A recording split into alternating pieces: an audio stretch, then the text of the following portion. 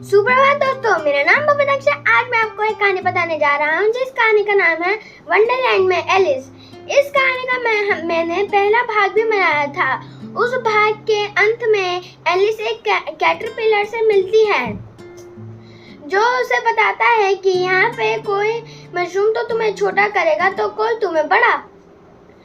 अब हम इसे आगे बढ़ाते हैं। अगर आपने वो वाला पार्ट जाकर ना देखा हो तो अभी जाकर देखें। एलिस दो अलग अलग मशरूम को तोड़कर चखती है। पहला मशरूम तो उसे छोटा कर देता है और दूसरा मशरूम उसे उसकी गर्दन बहुत ही ज्यादा लंबा कर देता है।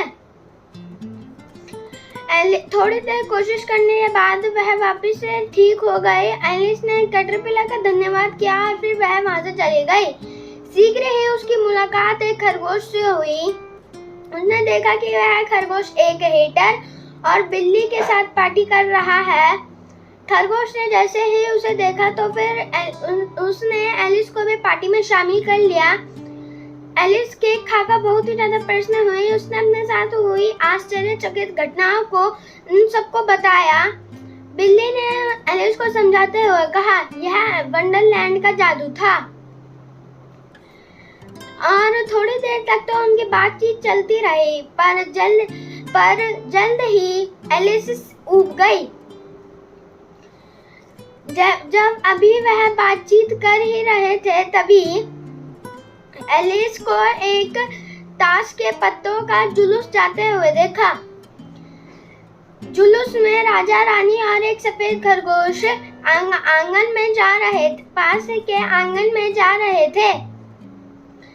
एलिस ने अपने दोस्तों का अलविदा कहा और फिर वह भी जुलूस में शामिल हो गई।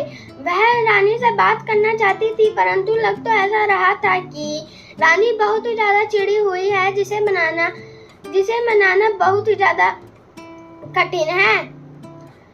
एलिस ने फिर भी रानी का अभिवादन किया। रानी ने एलिस को ग्रिफिन से मिलवाया। ग्रिफिन थोड़ा अलग था। उसका ग्रिफिन का सर और पंख तो एक बाज जैसे थे, परंतु उसका शरीर एक शेर जैसा था। ग्रिफिन एलिस को एक कछुए के पास ले गया